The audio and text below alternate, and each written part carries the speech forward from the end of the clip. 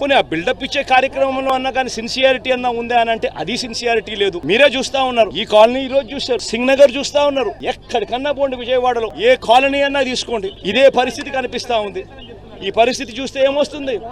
ఎక్కడ రిలీఫ్ క్యాంపులు లేవు. బుధవారం నాడే ఇరిగేషన్ సెక్రటరీ డ్యాముల్లో ఉన్న ఫ్లడ్ కుషన్ ఏర్పాటు చేస్తూ కాస్తో కూస్తో ప్రతి డ్యామ్ లోనూ కొన్ని నీళ్లను కిందికి వదిలేసి ఫ్లడ్ కుషన్ ఇరిగేషన్ సెక్రటరీ ఏర్పరిచిందంటే బుధవారం రోజే revenue secretary extreme rainfall రాబోతోందనే పరిస్థితిని గమనించి రెవెన్యూ సెక్రటరీ రిలీఫ్ క్యాంపులన్నీ కూడా ప్రణాళికాబద్ధంగా ఏర్పాటు చేసి ఉండింటే ఆ రిలీఫ్ క్యాంపులలో వసతులన్నీ కూడా ఈ జనాభాకు తగ్గట్టుగా రిలీఫ్ క్యాంపులు ఏర్పాటు చేయడం, జనాభాకు తగ్గట్టుగా ఆ రిలీఫ్ క్యాంపులలో వసతులు ఏర్పాటు చేయడం రెవెన్యూ సెక్రటరీ గాని చేసి ఉండింటే హోమ్ సెక్రటరీ వెంటనే తాను కూడా లోతట్టు ప్రాంతాల్లో ఉన్న ఈ ప్రజలందరినీ కూడా రిలీఫ్ క్యాంపులకు షిఫ్ట్ చేసే కార్యక్రమం హోమ్ సెక్రటరీ కూడా చేసి ఉండింటే 3 డిపార్ట్మెంట్లు అనుసంధానంగా పనిచేసి ఉండింటే ఈ విపత్తు ఉండేది కాదు.